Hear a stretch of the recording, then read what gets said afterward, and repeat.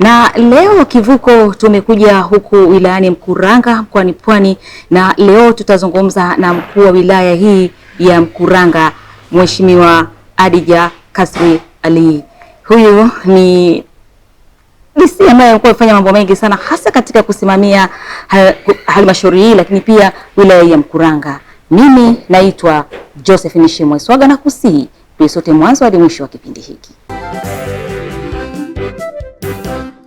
Labda kabla ya kuanza kipindi chetu hiki, kama ambavyo tumewaambia Watanzania ambao leo wanatufuatilia hapa, tuko wilayani Mkuranga. Labda kwa wale ambao wanatamani kuja Mkuranga, hali ya Mkuranga kiusalama ikoje kwa sasa? Hali ya Mkuranga kiusalama, Mkuranga ni shwari. Tuko salama kabisa. Wananchi wamekuwa wakiendelea na shughuli zao za kijamii, za kiuchumi na za shughuli za kila siku. Kama unavyofahamu, Mkuranga pia tuna raia wengi wa kigeni ambao wamekuja kuwekeza katika sekta ya viwanda.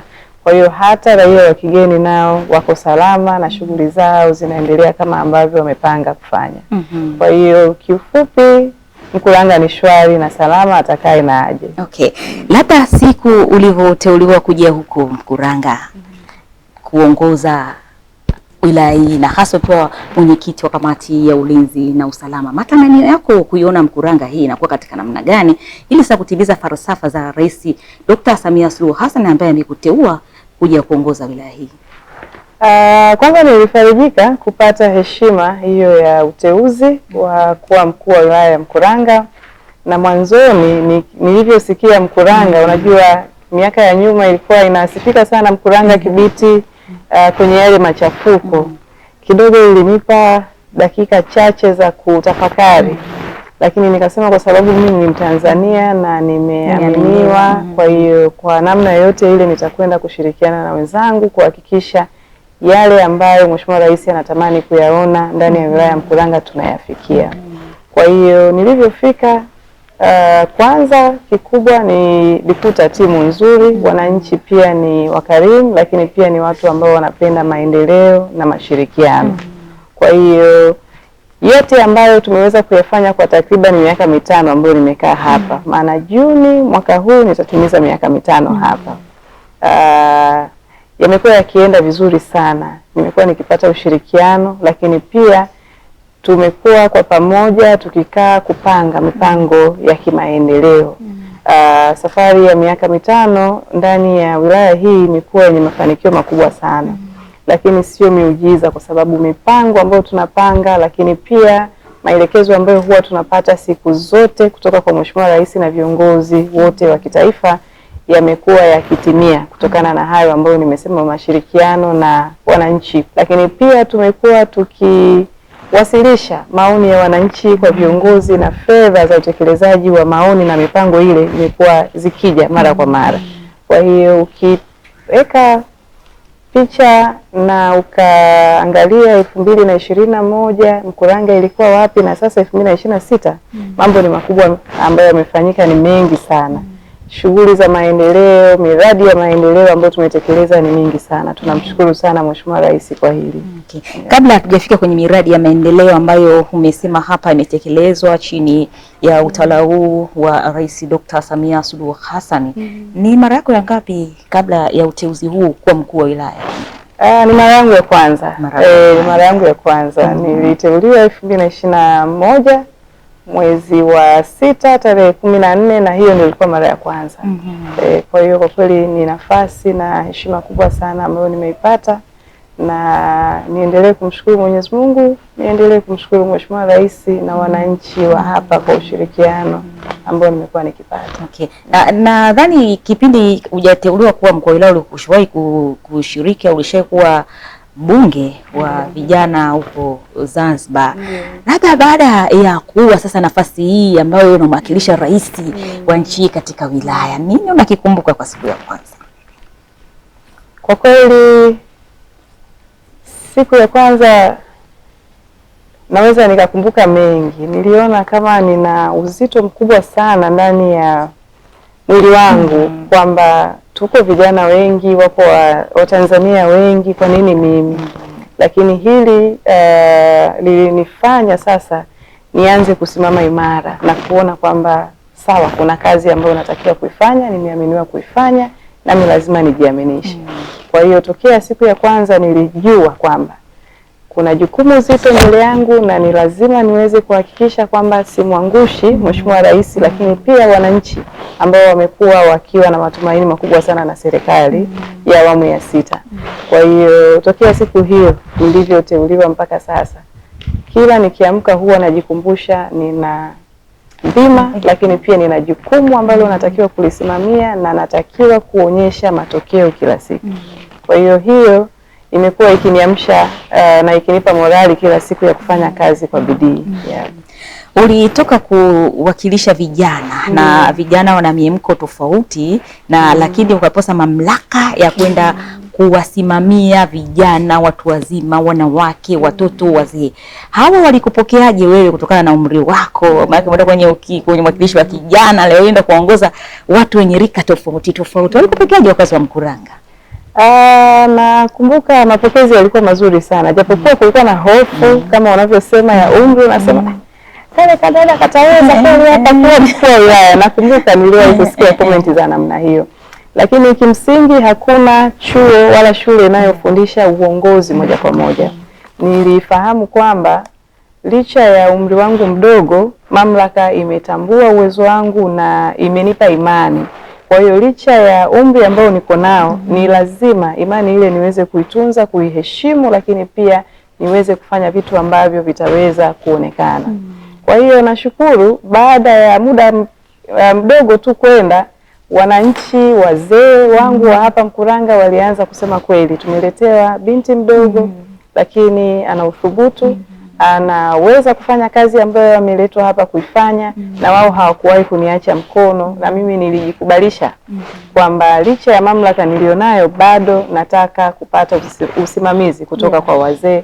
Kwa kweli nashukuru sana. Kazi imekuwa rahisi sana kwa sababu hawakuwahi kuniacha mkono. Lika zile, labda tuendelee hapo, zilikupokeaje? Kwa kweli kama unavyofahamu, Tanzania asilimia zaidi ya 70 ni vijana, na hata hali hiyo iko pia hapa Mkuranga. Kwa hiyo huwa napata urahisi sana kusimamia shughuli za vijana ambao ndio kundi kubwa la wananchi ambao niko nao hapa, kwa sababu nina lugha ya kuongea na vijana wenzangu.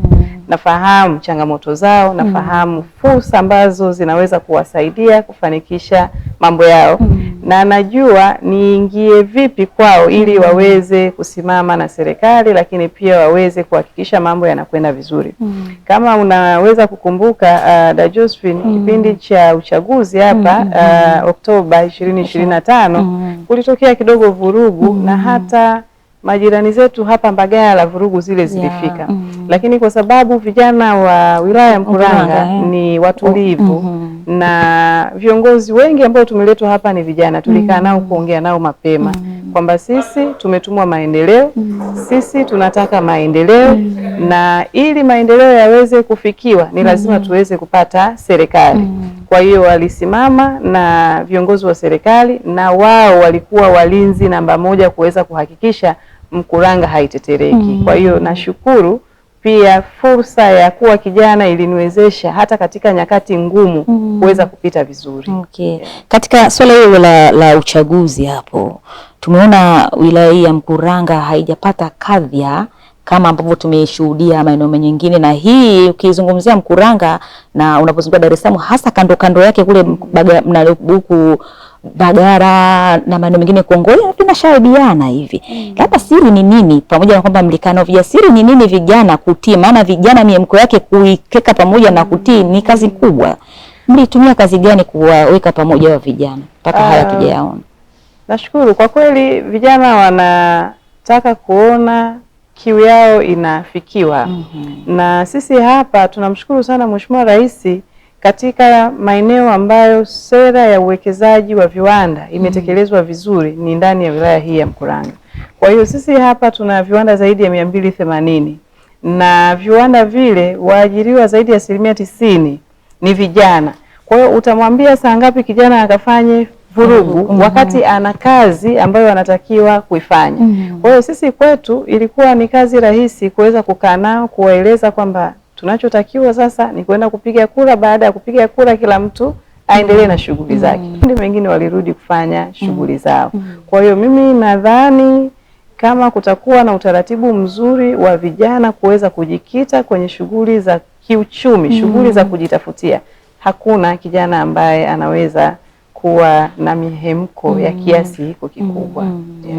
Na kwa swala hilo la hawa vijana ambao walifanya vurugu hiyo Oktoba 29, 2025.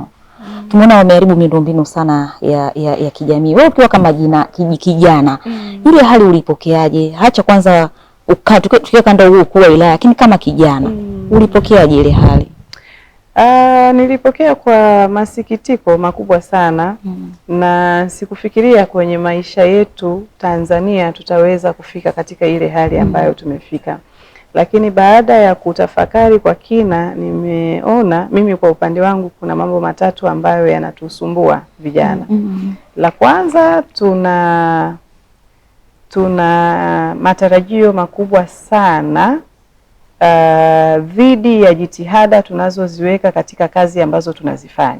Unajua, unaweza ukawa unatoa masaa yako mawili kufanya kazi, lakini unataka kupata shilingi milioni 5, milioni 6, milioni 7.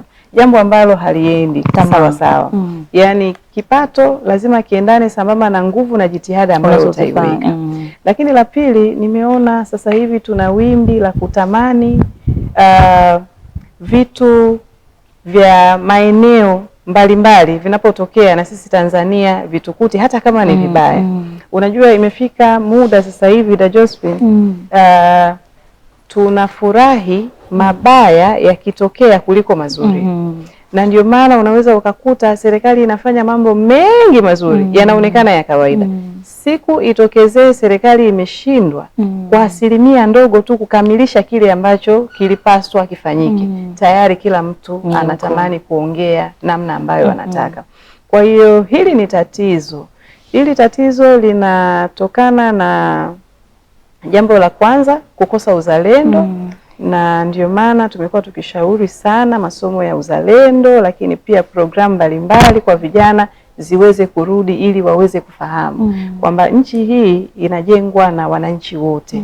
Na tatizo linapotokea halitamgusa kiongozi tu wa serikali, halitamwathiri tu kiongozi wa serikali, litatuathiri sote. Ina maana wote tuna jukumu la kuhakikisha tunalinda, lakini pia tunayasemea mazuri ambayo yanafanyika ndani ya nchi yetu. Lakini jambo jingine nimeona sisi vijana tuna shida ya kuwasilisha changamoto zetu katika sehemu sahihi. Sasa hivi kila kitu ni mitandao. Wizara wamewekwa viongozi kama sisi wa kuweza kukaa tukaongea kwa pamoja, lakini kila kitu ni kwenye mtandao. Na ndani katika hii mambo ya mitandao, unajua kila mtu ana namna yake ya kupokea vitu, ana namna yake ya kuripoti vitu. Kuna baadhi ya vijana wenzangu unakuta wanaripoti, anachokiripoti ni genuine kabisa, namna ambayo anaripoti. Huwezi amini, mimi ni kijana lakini huwa nashindwa kuingia kwenye mitandao kwa sababu naona ni sehemu ambayo tumeitumia vibaya. Na vizazi vyetu sisi vitafikia katika hali gani? Unajua, tumekuwa hatuna mipaka ya maongezi, tumekuwa hatuna namna nzuri ya kueleza mambo yetu. tumekuwa hatuna heshima kwa wazazi wa wenzetu, kwa wazazi wetu, kwa viongozi wetu. Kwa hiyo hii ni hatari kubwa sana, na nimekuwa nikimuona Mheshimiwa Dorothy Gwajima akieleza. Natamani vijana waweze kuelewa kwamba swala la nidhamu, uwajibikaji ni jambo la msingi sana. Kila kijana sasa hivi anasema nimesoma, nina degree lakini sina kazi. Lakini watu hawajui nidhamu, uwajibikaji vinaweza vikakupa kazi na vinaweza vikakufikisha sehemu ambayo ile degree yako haiwezi kukufikisha. Kwa hiyo ni swala la msingi sana sasa kama jamii, familia, viongozi, wazazi na walezi tukaungana pamoja kuweza kuhakikisha vijana wetu, watoto wetu tunawaeleza vitu na kila mtu aweze kusimama kwenye jukumu lake kusema kwamba hii haiwezekani. Sasa hivi wala sio jambo la kushangaza kukuta kwamba mzazi anaogopa kumweleza mtoto wake kwamba hapa unakosea, hili hupaswi kufanya. Unadhani kwa nini wanaogopa wakati mzazi ana mamlaka kumtawala mtoto wake? Ndio hayo tuliokuwa tunayasema ya utandawazi. Unakuta sasa hivi kila mtu anaona mafanikio ya mtoto ni kuongea Kiingereza. Mzazi mwingine anaona mafanikio ya mtoto ni kuwa na mwenendo wa kigaibuni zaidi kuliko kufata tamaduni zetu. Wengine wazazi wanafikiri mafanikio ya mtoto ni elimu. Kwa hiyo kila mzazi anatamani kujikita katika kuhakikisha mtoto anakwenda international school. Bila ya kuona kwamba anatakiwa sasa angalau ndani ya siku 7 nipate muda hata siku 3 kukaa na mtoto kuongea naye, ajue chimbuko lake, ajue tamaduni zetu, ajue ustaarabu, ajue heshima. Yani tumeacha, ni gap kubwa sana. Sasa hivi mtoto ameacha watoto zaidi kabisa. Analelewa shule, akirudi nyumbani analelewa muda mwingi na msichana wa kazi. Sisi wazazi tuko bize kwenye kutafuta hela. Sio jambo baya, ni jambo ambalo tunatakiwa kweli kulisimamia. Lakini hiyo pesa unaitafuta ya kazi gani kama jukumu lako la msingi la kulea mtoto vyema umeliacha kwa mtu mwingine? Kwa hiyo tatizo liko hapa. Okay. Kwa maneno tukiacha kwa namna hiyo, madhara yake unadhani yanaweza yakafika kwa namna gani, licha kwamba tumeona tayari vijana wamekuwa na miiko mikubwa, maamuzi yao wanavyotaka basi yao yanakuwa hivyo hivyo? Madhara ni makubwa kwa sababu sasa hivi kama unavyoona vijana wengi wameshindwa kusimama vizuri katika mienendo ya kimaadili. Na unajua maadili yanapovurugika, yanapovunjika, ndio haya ambayo tumeanza kuyaona, matatizo ambayo tumeanza kuyaona.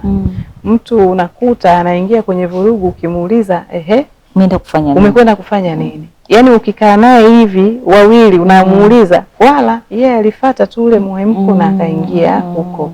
Kwa hiyo hili swala linatakiwa kudhibitiwa kwa haraka sana, kwa sababu litakwenda kuharibu taifa, lakini pia litakwenda kuharibu kizazi chetu cha sasa na cha baadaye. Jingine ambalo madhara mengine ambayo nayaona ni haya ya kijana mmoja mmoja. Unajua itafika sehemu tutashindwa kuaminiwa kusimamia majukumu, tutashindwa kuaminiwa kusimamia shughuli za kitaifa, tutashindwa kuaminiwa kuteuliwa katika nafasi mbalimbali kwa sababu picha kubwa ya watu ambao tunafanana nao kirika na kimtazamo tayari wamesha tushushia heshima na hadhi yetu. Kwa hiyo hata sisi kama vijana, viongozi vijana, tuna wajibu mkubwa wa kukaa na vijana wenzetu mara kwa mara kuweza kuwakumbusha kwamba haya ambayo yametokea kwetu sio miujiza wala sio kwamba ni wajanja sana, lakini tulisimama kuweza kuhakikisha tunalinda kundi kubwa la vijana na tunatoa picha ya kuvutia kwa viongozi waweze kuona kwamba kweli hawa wanaweza kuaminika. Lakini tunaona pia maeneo mengi ambapo kuna viongozi vijana kama nyinyi ndio kumekuwa shwari. Au wanataka vijana tu ndio waongoze, wana tena watu wazima tena hawataki. Hebu naliangaliaje mkoa hii? Kwa kweli Kuwa kiongozi kijana kuna faida yake. La kwanza, unakuwa na uwezo mkubwa sana na nguvu kubwa sana ya kufanya kazi. Kupita kila sehemu, kuyagusa makundi yote, kufanya kazi yako kwa uweledi zaidi, kwa sababu unajua una kesho nyingi na unatakiwa uweze kufanya kazi ili uweze kuonekana na hizo kesho zako unazoziota. Mimi naamini kwenye kufanya kazi na kumwomba Mwenyezi Mungu ndio njia ambayo naiona sahihi ya kuweza kufanikisha mambo yangu na majukumu yangu. Kwa hiyo naamini hata viongozi wenzangu vijana, maeneo ambayo yalikuwa shwari kama unavyosema, ni maeneo ambayo yanaongozwa na vijana, ni kwa sababu walifanya kazi kwa bidii na waliweza kufika maeneo yote ambayo walipaswa kufika, na waliweza kuchukua tahadhari zote ambazo walipaswa kuzichukua. Sasa na miemko hii tunayoiona hapa, kama ambapo umesema kwamba wanatamani matarajio ya haraka, lakini pia tamaa, hivi vitu vinatokana na nini? Kwa sababu tukiangalia serikali kama hapo katika wilaya yako hii kuna viwanda vingi sana vimewekwa, lakini pia mikopo mingi inatolewa kwa vijana. Kwa nini hii vinakuja? Wapi tunakosea jamii kama jamii, lakini na viongozi pia? Miemko inatokana na mambo mengi, na asikwambie mtu tukikaa vijana kuna muda wanasema wanasema tu kwamba walipitia hiki na kile, lakini sio kweli. Na kwa nini na sisi tukapite katika njia ngumu? Mimi hapa da Josephine ninavyokueleza, nikiwa nimetoka chuo, kazi yangu ya kwanza ilikuwa kuuza mabeseni. Mbezi Beach, Sinza. Unatembeza? Natembeza kabisa zile selo. Nimetembeza nafikiri takriban miezi 6. Lakini sasa kama machinga, sio machinga, kulikuwa na kampuni hii ya selo. Tuliona matangazo, hawakueleza hawakueleza vizuri kwamba kazi ya marketing ambayo tunakwenda kufanya ni hii. Matangazo unayakuta tu yamebandikwa. Na kweli hapo unataka kazi. Umeshamaliza kusoma, unachokiona mbele ni kupata kazi. Basi imeandikwa pale umri ni kuanzia miaka 18 mpaka 35. Nikasema wacha na mimi nikajaribu nione. Kufika kule, hiyo ndio kazi. Sikurudi nyumbani kwa sababu kitu ambacho nilikuwa nakitaka sicho ambacho nimekikuta. Wewe unataka nini kwa kukuta tofauti nini? Niliona tangazo limeelezwa pale kwamba wanatakiwa watu wa marketing. Na mimi nimesoma masuala ya uhasibu na marketing. Kwa hiyo nikaona hapa anakwenda kufanya kazi. Kwa hiyo hali ile kweli ilinisononesha, lakini sikurudi nyumbani. Nikasema labda huu ndio mwanzo. Na kweli nilifanya takriban miezi 6. Na hata nilivyomaliza hapo, mimi nimeshajaribu biashara nyingi, nimeshauza chakula, mamalishe, nimeshafanya sana, nimeshapata mpaka tenda kule Bagamoyo kulisha. Kipindi hicho hata sifahamu Bagamoyo vizuri. Kwa hiyo sasa hivi mtu ukimwambia Hadija ni mkuu wa wilaya asiyenielewa vizuri, ambaye sasa pengine ulishakwenda kumuuzia beseni kabisa, atasema haya anayasema kwa sababu tu yeye ameshakuwa mkuu wa wilaya. Lakini ni kweli ndio maisha ambayo nimeyapitia. Na nasikia fahari kwa sababu yote ambayo nimeyapitia ndio yamenijenga leo kuheshimu, kuthamini chochote ambacho maisha yote umeyapitia, kwa sababu hakuna ambalo limenipa regrets, yani hakuna ambacho nakijutia. Kila hatua ambayo nimeipitia kwenye maisha yangu nasema Mwenyezi Mungu ulinipitisha ili niweze kuwa mtu wa aina gani. Kwa hiyo hata vijana yani wasikae wakasubiri tu jambo zuri lije. Jambo zuri linatengenezwa la kwanza. Lakini unapopata mwanzo wa jambo lolote ni muhimu kuheshimu, lakini pia kutoa nguvu na jitihada zako ili sasa uweze kufika katika hatua nyingine. Na mlivyoenda kuomba kazi, ni vijana wangapi pengine mlishikamana nao mpaka mwisho na leo tunaona mna matokeo chanya? Tulikuwa wengi. Na wengine wapi walishia njiani wangapi? Wengine walishia njiani. Nakumbuka ile siku mimi niliyokwenda kwa mara ya kwanza tulikuwa vijana kama 30. Ofisi zao zilikuwa pale Sinza kwa Remi. Kwa hiyo mwezi wa kwanza tukaenda vizuri, wa pili wakaanza kupungua kwa sababu yale matarajio ambayo walikuwa nayo hayakufikiwa. Kwa sababu unauza kwa siku unapata shilingi 5,000. Ndio kama commission yako. Kama ndio commission. Kama unaishi mbali ina maana nauli. Hapo hujakula mchana, hujakula asubuhi, tunaingia pale saa 1 kamili. Kwa hiyo sasa itategemea unataka kutembea ule vizuri au upande daladala ule chakula labda mlo mmoja. Kwa hiyo maisha ni jambo ambalo muda wote unatakiwa wewe uwe unacheza na karata zako vizuri. Kwa hiyo hayo ndio maisha. Na ulitokaje sasa katika kazi na kuingia kwenye siasa mpaka leo tukaona uko mbunge, lakini leo umekuwa mkuu wa wilaya, tuna inshallah utakuwa mkuu wa mkoa pia. Amina inshallah. Mimi napenda siasa lakini nilianza kuona na nguvu na uwezo wa kuongoza tokea nikiwa sekondari. Mimi sekondari nimesoma shule moja iko mkoani Kilimanjaro. Kwa hiyo kule niliwahi kuwa waziri wa elimu, baadaye nikaenda kuwa waziri wa maendeleo ya jamii. Nimeshakuwa kule, lakini pia nilikuwa kiongozi wa wanafunzi Waislamu. Kwa hiyo nilikuwa naona kabisa ulikuwa na nuru ya uongozi tangu shule. Nilikuwa naona kwamba hili jambo nalipenda, naliweza.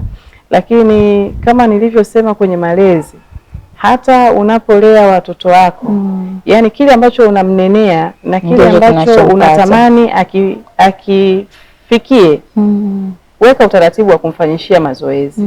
Kwa hiyo hata familia yangu, kwa sababu wao ni wanasiasa takriban wote au wengi, na mimi nilikuwa natamani na nilikuwa nawafuata kabisa. Sijui kuna jengo linafunguliwa nitakwenda hata kuomba kushika ile tray ya mkasi. Nimeshashika sana zile tray za mkasi za kuzindua kumshikia mgeni rasmi. Wakasema hebu sasa anza kujipanga, tuone namna gani ambavyo utaweza kuingia sasa rasmi kwenye siasa.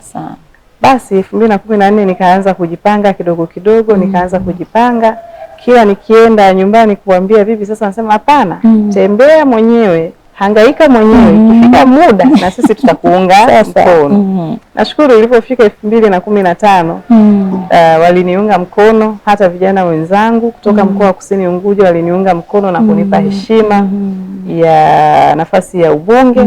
Unajua nafasi zile unapigiwa kura mkoani na taifani. Hata tulipofika taifani mimi niliongoza kuwa nafasi ya kwanza kabisa. Kwa hiyo nashukuru sana mazoezi ya uongozi, lakini jitihada, lakini pia wazazi na jamii iliyonizunguka iliniwezesha kuweza kufikia ndoto yangu. Sasa turejee katika uongozi wako. Matarajio yako ni nini hasa katika kuongoza wilaya ya Mkuranga? Unatamani nini? Matarajio yangu ni kuweza kuona wananchi ninaowaongoza wanafurahia uwepo wangu na wanafurahia uwepo wa serikali ya awamu ya 6 inayoongozwa na Dr. Samia Suluhu Hassan. Unajua kama huwezi kutoa faraja kwa unaowaongoza, huwezi kuwawekea mazingira ya kujiona salama, bado hujafanya kazi yako vizuri. Na sisi hapa ndio taswira ya Dr. Samia Suluhu Hassan. Mimi ni taswira yake. Kwa hiyo huwa na pambana sana kuweza taswira, kwa sababu wewe ni mkuu wa wilaya, ni mwakilishi katika wilaya. Kwa hiyo kile ambacho anakifanya ngazi ya taifa, mimi natakiwa kukichukua kuja kukileta hapa Mkuranga na kuangalia kwa mazingira tulionayo ili wananchi waweze kupata kile ambacho Mheshimiwa Rais anataka kiwafikie. Kwa hiyo ndiyo kazi yangu kubwa, na matarajio yangu makubwa ni kuendelea kuhakikisha na tafsiri kwa vitendo maelekezo na dhamira ya Mheshimiwa Rais, lakini pia kuweza kuhakikisha wananchi wanafurahia uwepo wa Mheshimiwa Rais. Tukizungumzia kuhusiana na miradi ya maendeleo, usimamizi wake unauonaje kama mkuu wa wilaya, lakini pia mwenyekiti wa kamati ya ulinzi na usalama, kisha kwamba mambo yote yanakuwa salama? Usimamizi wa shughuli za maendeleo, hususan usimamizi wa utekelezaji wa miradi ni kazi pana sana. na haitaweza kufanikiwa kama tu nikisema mimi mkuu wa wilaya ni isimamie peke yangu. Kwa hiyo uongozi ni kuonyesha njia na kuweza kuhakikisha wale ambao wanakusaidia kazi na wao wanatafsiri yale ambayo unatamani yatokee. Lakini nao pia wanakuwa na mazingira mazuri ya kuweza kuhakikisha kazi yao inafanikiwa. Huwa namueleza sana mkurugenzi wangu, kaka yangu, kaka Waziri Kombo, kwamba hawa watu wetu ambao wanatusaidia kazi huku chini tunapaswa kuwaangalia kwa macho yote.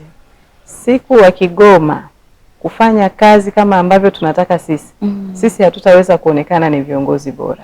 Na ninamshukuru, tumekuwa mara nyingi tukifanikiwa kuweka mazingira mazuri kwa wasaidizi wetu wote.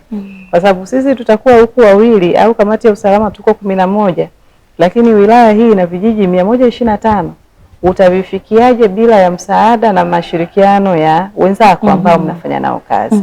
Kwa hiyo kazi ya usimamizi ni kazi ngumu kama utakuwa mwenyewe. Wenyewe wanasema one man show.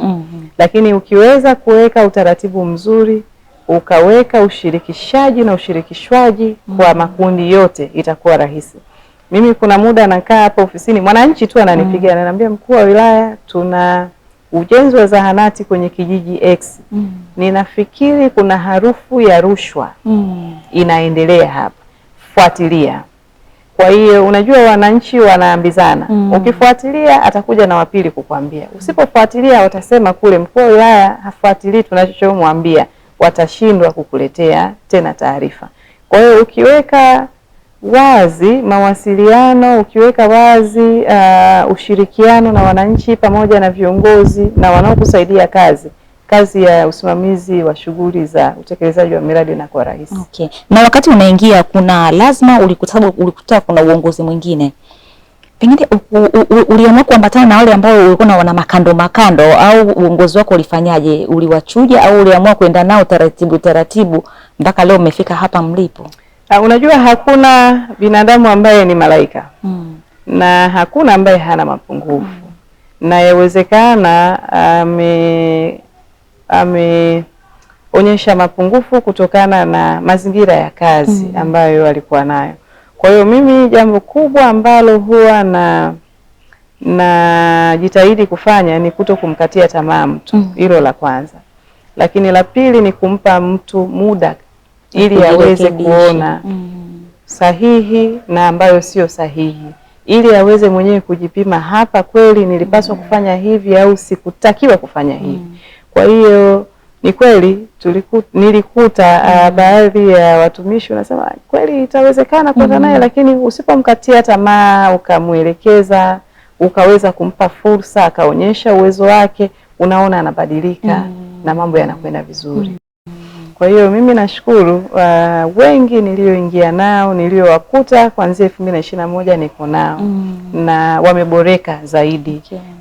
Kwa sababu wanaona mimi nikiwa na kazi yangu, hata kama itafika saa 5 usiku lazima ikamilike ndio niende kupumzika. Kwa hiyo hata na wao sasa hivi wamekuwa na moyo wa kujitoa. Unajua muda wa kiserikali mwisho saa 9:30.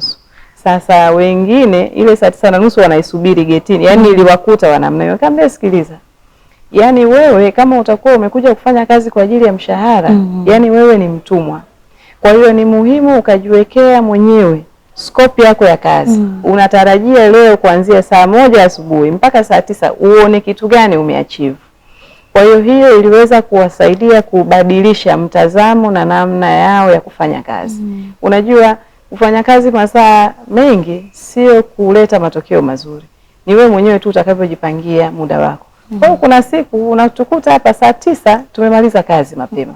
Kuna siku utatukuta mpaka saa 5 bado hatujamaliza kazi. Inategemea na changamoto zilizopo na namna ambavyo tumejipangia nini tunataka kukiona kimetokea. Okay. Na wananchi unawafikiaje katika kujua changamoto zao lakini pia na kuzitatua?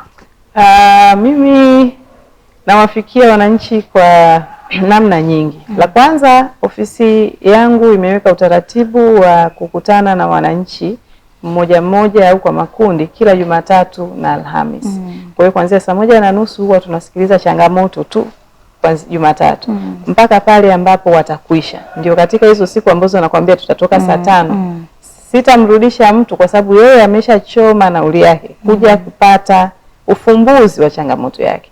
Kwa hiyo huwa tunakaa mpaka tunamaliza na tunajigawa. Mimi nitasikiliza ambazo wananchi ambao wana issues kubwa, lakini kuna afisa tawala, kuna katibu tawala, tutaita hapa na timu ya wataalamu, tutakaa nao, tunagawana hivyo mpaka wananchi wanamalizika. Lakini pia utaratibu wa pili ni kufanya ziara. Niliweka utaratibu wa kukutana na wananchi kijiji hadi kijiji. Hii wilaya ina vijiji 125 na vyote nimeshavitembea kwa kufanya ziara na mikutano ya hadhara. Wananchi wanapata fursa ya kueleza changamoto walizonazo, lakini pia na sisi tunapata kushauriana nao nini kifanyike ndani ya kijiji hicho husika ili waweze kunufaika na uwepo wa serikali. Kwa hiyo tumekuwa tukifanya utaratibu huo. Na tulivyomaliza sasa ziara ile ya kijiji kwa kijiji, tumerudi sasa hivi tunakwenda specifically katika vijiji hivyo ambavyo tumeshavitembelea, lakini kuangalia issues ambazo labda katika ziara ile hatukuweza kuzifikia vizuri. Katika hivi vijiji 125 ambavyo umevitembelea na kuzungumza nao, umebaini changamoto kubwa nini hasa ambayo walikuwa na kulalamikia au kukuwasilishia kwa mkuu wa wilaya wananchi wako? Changamoto walizokuwa wanazieleza nyingi ilikuwa ni masuala ya sekta ya afya. Ukikuta zahanati imejengwa utakuta kuna uhaba wa watumishi ndani ya zahanati hiyo. Lakini pia kulikuwa na changamoto za miundombinu ya barabara. Tulikuwa tukizikuta huko vijijini tukienda. Lakini la pili ilikuwa ni swala la nishati ya umeme. Baadhi ya vijiji tulikuta umeme haujasambaa maeneo yote. Hizo ndio zilikuwa changamoto kubwa tatu. Lakini tunashukuru sana 2021 mwezi wa 6 nilivyofika hapa tulikuwa na zahanati 34. Sasa hivi Mkuranga ina zahanati ambazo zinatoa huduma 69. Kwa hiyo ni ongezeko la 110. Lakini hapa tulikuwa na kituo cha afya kimoja. Sasa hivi tuna vituo vya afya 4. Ni ongezeko la zaidi ya 200%. Lakini tulikuwa na ambulance moja. Sasa tuna ambulance 4. Lakini hospitali yetu ya wilaya ilikuwa na majengo chakavu, lakini pia baadhi ya majengo yalikuwa yanashindwa kutoa huduma kamilifu. Sasa hivi tumeweza kuiboresha hospitali yetu ya wilaya baada ya kupokea fedha takriban shilingi milioni 900, na utoaji wa huduma za afya umeboreka sana sana. Na juzi tulivyokuwa tunachanganua hivi maeneo gani ambayo zahanati zimeshakamilika, tumekuta zaidi ya hizo zinazofanya kazi. Sasa tuna zahanati 22 ambazo ziko tayari zimekamilika, tunapaswa kwenda kuzifungua ili nazo ziweze kuanza kazi. Kwa hiyo unakuta kwenda kuwatembelea huwa inarahisisha. Kama kuna ujenzi unaendelea unawapa taarifa kwamba jamani, hapa tunajenga zahanati. Ndani ya muda fulani tutakuwa tumekamilisha. Na wao wanakwenda sasa kushirikiana na watumishi na wajenzi kupush ule mradi uweze kukamilika haraka. Kwa hiyo tunashukuru. Lakini pia yale malalamiko ya sekta ya miundombinu ya barabara. Unajua hapa tulikuwa tunapata bajeti ya TARURA bilioni 1.6. Sasa hivi Mheshimiwa Rais ameongeza bajeti ya TARURA kutoka bilioni 1.6 mpaka bilioni 4.2. Lakini pia tumekuwa tukipata miradi ya dharura mbalimbali ya kuweza kuhakikisha yale maeneo ambayo yalipata madhara ya mvua kubwa labda za masika, mafuriko, tunakwenda kuboresha miundombinu ya barabara. Kwa hiyo tunashukuru sana uwepo wa Mheshimiwa Rais wa Jamhuri ya Muungano wa Tanzania na namna ambavyo anaguswa na changamoto za wananchi.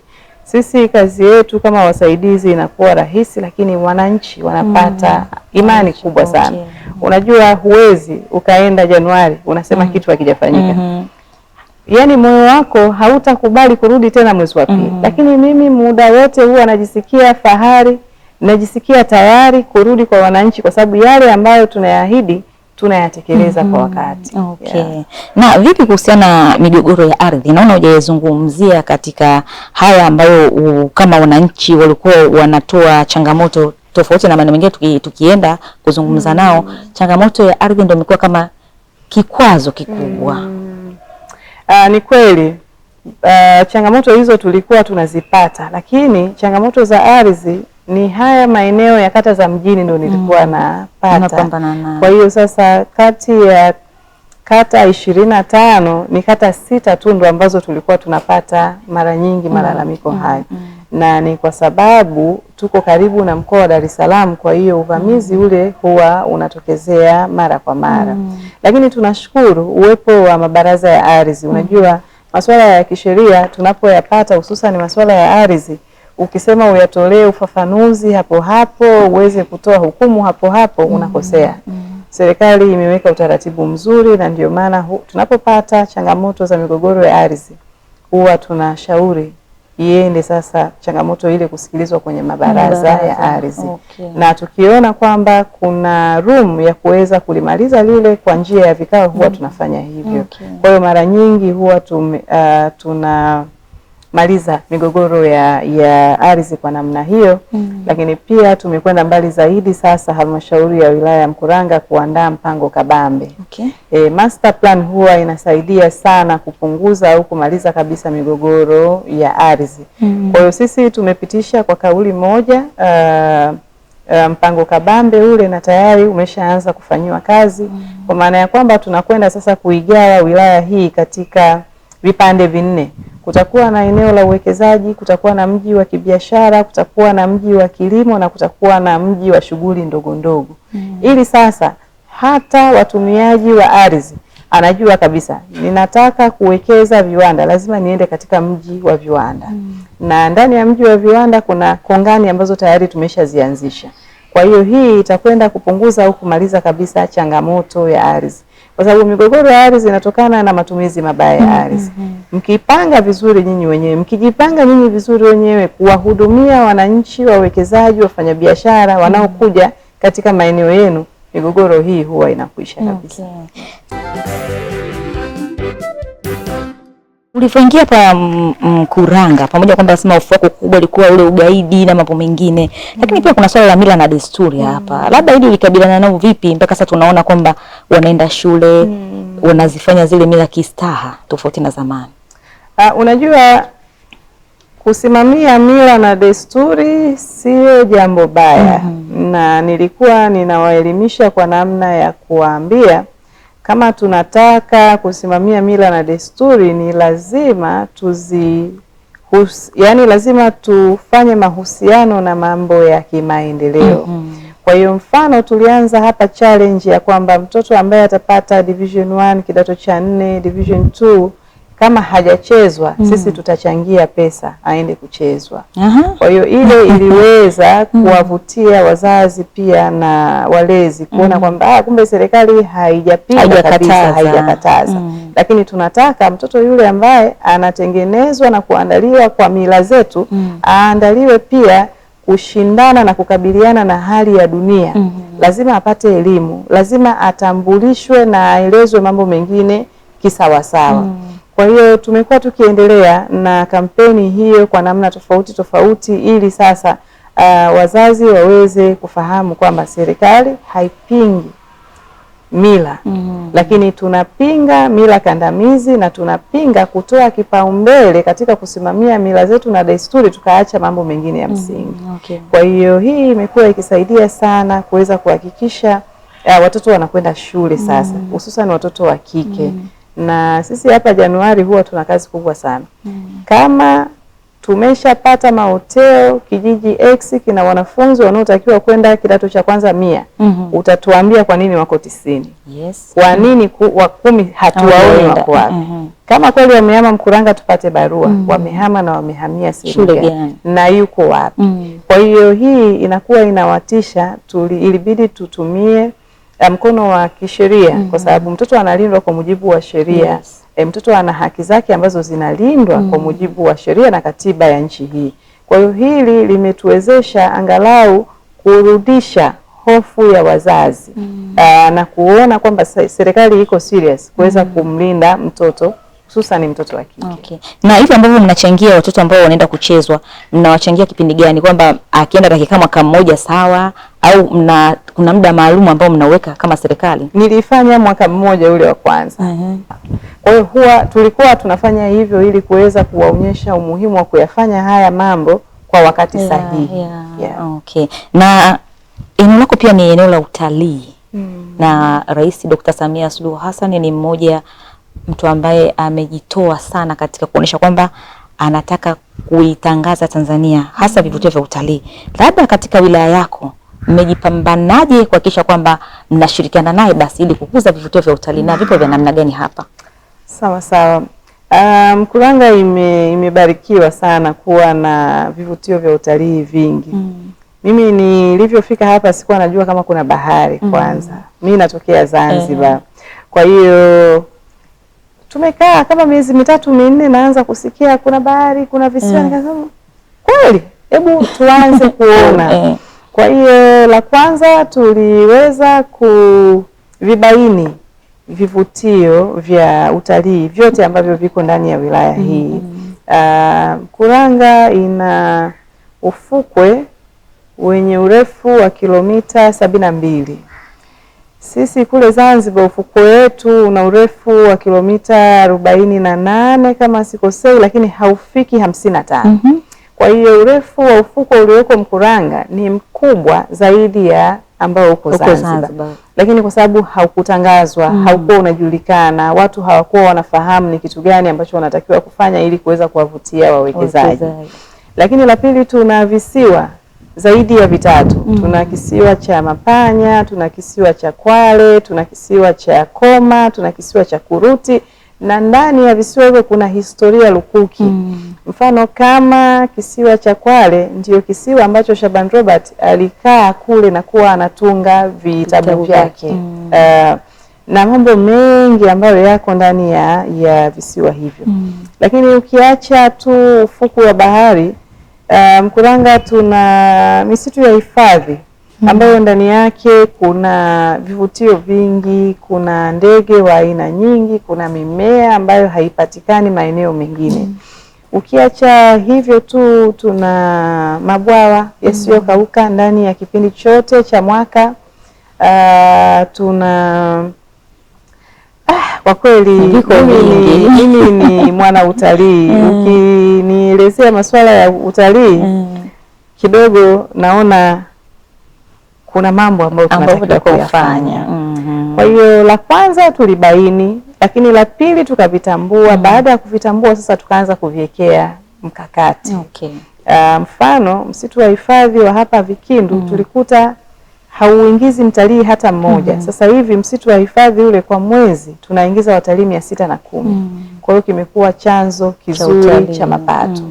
Lakini la pili, tulikwenda sasa kuangalia visiwa hivyo vyote ambavyo nakuambia mimi nimeshafika mwenyewe binafsi na timu yangu kwenda kuangalia, na tumeanza mkakati wa kuvitangaza na kuwavutia wawekezaji kuja kuwekeza sekta ya utalii, hususan mahoteli huko baharini. Kwa hiyo kulikuwa na changamoto ndogo ndogo ikiwemo miundombinu ya barabara. Tunashukuru kupitia Wizara ya Ujenzi tumeweza kupata fedha na tumeshaanza kuboresha miundombinu ya barabara. Lakini pia kulikuwa kuna changamoto ya umeme, sasa hivi umeme umefika. Na hapa kilichobaki sasa ni kuendelea tu kuvitangaza na kuwavutia wawekezaji, na tumekuwa tukishiriki makongamano tofauti, tumekuwa tukishiriki semina mbalimbali na tafrija ili kuweza kuhakikisha tunawavuta wawekezaji, na nitawaalika, mambo mazuri yanakuja. Tutakaribia. Zanzibar wana fursa nyingi sana na utalii ndio umekuwa kama ndio kitivo cha mapato kule Zanzibar. Miaka 5 ni mingi mheshimiwa. Ndio. Umetumiaje mpaka leo unatuambia bado haujafikua vizuri? Nini tatizo ni nini, wapi? Sawa. Unajua serikali kazi yake kubwa ni kuweka mazingira wezeshi. Kama nilivyosema, inapokuja bajeti tunaangalia vipaumbele. Hatuwezi kuacha mfano wananchi wanahitaji labda daraja la kuwawezesha watoto shule, ukasema nakwenda kwanza kupeleka sehemu nyingine. Kwa hiyo tulikaa ndani ya muda wote huo prioritize mahitaji yetu ili kuweza kuhakikisha mambo yanakwenda vizuri. Kwa hiyo kipindi chote hicho tulikuwa tunaboresha miundombinu na mazingira ili mwekezaji anapokuja sasa asikute changamoto, aweke pesa yake iweze kumlipa na serikali tuweze kupata mapato. Ndio maana anasema sasa mambo yamewiva na ugali unaenda kuliwa sasa. Ugali unakwenda kuliwa sasa. Na ambao sasa wanakusikia natamani kuja kuwekeza kupitia vivutio ambavyo umeviainisha hapa, unawaambia nini? Kwa kweli karibuni Mkuranga. Mkuranga ni sehemu nzuri ya kuwekeza katika sekta zote, lakini hususan sekta ya viwanda na sekta ya utalii. Unajua Mheshimiwa Rais ameweka nguvu kubwa sana ya kuelekeza wasaidizi wake kufungua utalii kupitia korido ya kusini. Mimi nasema korido ya kusini katika nyanja ya utalii haitaweza kukamilika bila ya kuihusisha Mkuranga. Kwa sababu sasa hivi watalii wanafika Dar es Salaam, lakini watafikaje Kilwa? Hapa katikati kuna kitu gani cha kuwavutia? Ndio maana tunasema sisi tunatafsiri maono ya Mheshimiwa Rais. Tulivyoona sasa kusini corridor imefunguliwa katika kuhakikisha utalii unachukua nafasi kubwa. Tuliweka mkazo na sisi Mkuranga tusiachwe kwenye hii kusini corridor, na sasa tuko tayari kuweza kuhakikisha tunakuwa destination mojawapo kubwa na nzuri kwa hii ukanda huu wa kusini. Na umeshatuacha kabisa Mheshimiwa Mkuu wa Wilaya katika swali la utalii, maana kuna wamesema kwamba Mheshimiwa Mkuu wa Wilaya ya Mkuranga amejitahidi sana kuitangaza vizuri vivutio vya Mkuranga katika uwekezaji huo. Pale Vikindu lilikuwa pori tu, lakini wanasema wewe ndio ambaye umefanya mpaka leo hii tunaona idadi ambayo umeitaja hapo. Lakini ambacho wanaumia nacho hasa Watanzania kwamba wanasema kama vile wanafifisha vile jitihada za Mheshimiwa Mkuu wa Wilaya kwamba gharama pale kiingilio ni kubwa sana. Labda umewahi kuongea na wale ambao wanasimamia TFS kuangalia kwamba ndile dhamira yako basi itimie kwamba kila mtu aingie na anufaike. Hilo labda unalizungumza, umepata malalamiko hayo? Unajua hivi vivutio vinavyoibuliwa na kutengenezwa na kusimamiwa hatutoi tu kichwani, kunakuwa na utaratibu wa kufuata. Mfano mageti ya TFS katika misitu hii ni shilingi 5,000. Kwa hiyo Tanzania anamudu hicho na hali ya maisha ilikuwa ngumu. Tanzania anamudu kutoa milioni 10 kwenda kulabata Dubai. Lazima tuthamini vya kwetu. Kinachokuja yanapotokea mambo makubwa Tanzania tunataka yafanyike bure. Lakini ya nje ya nchi tunatoa pesa nyingi sana kwenda kuyatembelea na kushiriki na vitu vingine. Hapa tunatakiwa kupata hisia za umimi, hisia za unyumbani, kwamba hichi ni cha nyumbani. 5,000 ninayotoa itakwenda kuboresha kivutio hiki ili kiweze kuwa kizuri zaidi, na tuweze kuhakikisha hata kizazi chetu cha baadaye nao wanakuja kurithi kivutio hiki.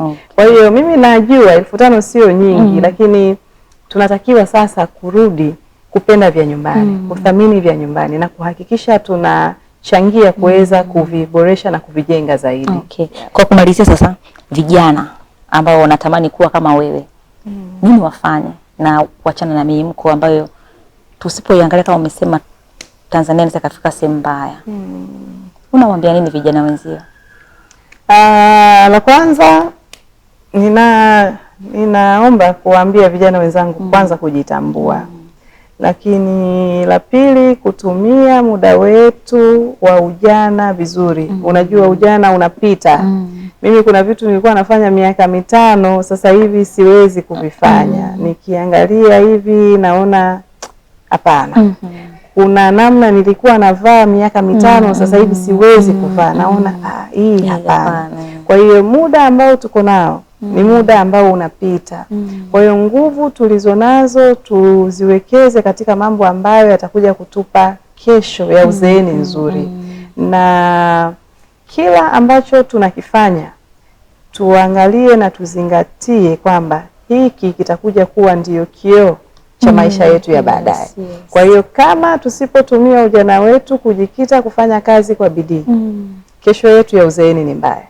Tusipohakikisha kwamba tunakuwa na nidhamu, tunasimamia vizuri jamii, lakini pia tunatoa mchango mzuri kwa jamii, kwa serikali na kwa taifa kwa ujumla, kesho yetu itakuja kuwa mbaya. Yaani kila ambacho tunatamani kufanya ni lazima tukihusishe na kesho yetu, kwa sababu hapa ndio ambapo tunajenga. Huwa naona kwenye mitandao wanasema kuna hizi mimi zinapita, wanasema baba yake wakati ananunua nyumba, mimi baba yangu alikuwa anacheza muziki Kariakoo. Ni utani, lakini utani wenye ukweli kwamba inawezekana baba wakati wake hakufanya kazi vizuri. Lakini wewe una nafasi gani sasa? Ndio maana sasa iko hivyo. Ndio maana natamani sana tupate fursa ya kuwa tunaongea na vijana mara kwa mara kukumbushana. Kwa sababu kesho yetu iko ndani ya mikono yetu. Yaani wewe una uwezo wa kuwa tajiri kama kweli sasa hivi utajikita kufanya hivi. Wewe unaweza kuwa kiongozi mzuri kama kweli sasa hivi yako utajikita katika kuhakikisha unajenga kesho yako vizuri. Unajua hakuna kitu hata kimoja kinachokuja kwa bahati mbaya. Kazi nzuri inatokana na jitihada, nyumba nzuri inatokana na jitihada, familia nzuri inajengwa na jitihada. Kila kitu kizuri kinajengwa na jitihada na kujitoa na kujipambania. Yaani mengine yaje kujalizia tu, lakini wewe mwenyewe lazima ujipambanue. Kwa hiyo mimi naomba kuwashauri vijana wenzangu wajipambanue na tusimamie yale mambo ambayo yatajenga taswira, heshima na kesho yetu nzuri. Na mpenzi mtazamaji wa Star TV, hadi hapo ndo tumefika tamati ya kipindi hiki, na nikukumbushe tu leo tulikuwa na mkuu wa wilaya ya Mkuranga Bi Adija Kasri Ali. Amezungumza mengi hapa, lakini pia amekupa historia ya maisha yake ambayo sio rahisi kwa mtu mwingine kudhani pengine amepita huko, lakini ni uvumilivu. Hajataka ile matarajio ya haraka haraka. Na mengi ushauri amewapa kama vijana wenzake kuangalia namna gani sasa mnaweza mkasonga mbele ili kuwa na kesho ya Tanzania iliyokuwa njema na salama. Hadi hapo hatuna la ziada. Naitwa Josephine Shemweswaga na wote walioshiriki kuleta kipindi hiki hapa. Ninawashukuru. Na wewe hasa mtazamaji wetu wa Star TV, kwa heri, tukutane wiki ijayo. Asante.